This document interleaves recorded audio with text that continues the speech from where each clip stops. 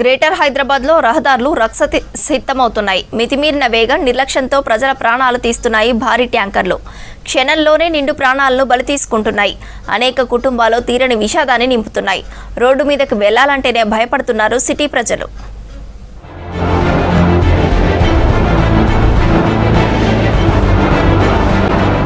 National రోడ్ల నుంచి రాష్ట్ర రహదారుల వరకు ఎక్కడ చూసినా ట్యాంకర్ల హవానే కనిపిస్తోంది. పరిమితికి మించిన వేగంతో దూసుకెళ్లడం, మలుపుల వద్ద జాగ్రత్తలు పాటించకపోవడం వల్ల ఘోర ప్రమాదాలు జరుగుతున్నాయి.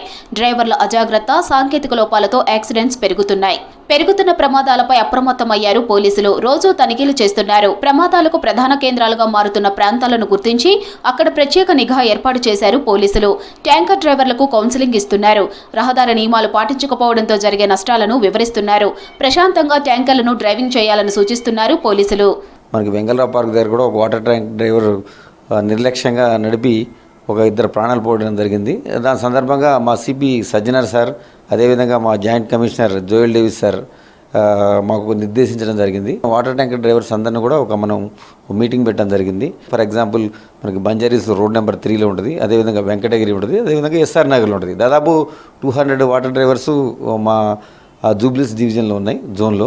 వాళ్ళందరూ కూడా ఏంటంటే చాలామంది ఐలు టెస్ట్ చేయించుకోరు. పూర్ పీపుల్ ఉంటారు. వాళ్ళ ఎల్వి ప్రసాద్, అదేవిధంగా ఇక్కడ విన్ విజన్ అనే హాస్పిటల్లో మేము అడిగితే వాళ్ళు ఫార్వర్డ్ అయ్యి వచ్చారు. వాళ్ళు ఫ్రీగా క్యాంప్ చేయడం. ఆ క్యాంప్కి దాదాపు ఒక 500 మెంబర్స్, 600 మెంబర్స్ వాళ్ళు టెస్ట్ చేసుకోవడం జరిగింది. నిర్లక్ష్యంగా డ్రైవింగ్ చేస్తూ ప్రమాదాలకు కారణమైతే కేసులు నమోదు చేస్తామని హెచ్చరిస్తున్నారు పోలీసులు. అవసరమైతే డ్రైవింగ్ లైసెన్సులను శాశ్వతంగా రద్దు చేస్తామన్నారు.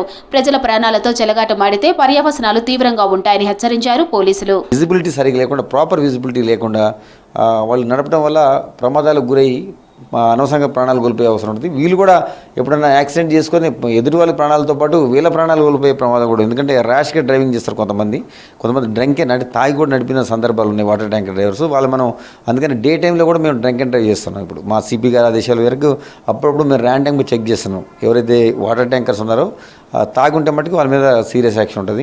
ఆ కోర్టులో వెహికల్ డిపాజిట్ చేయడం జరుగుతుంది.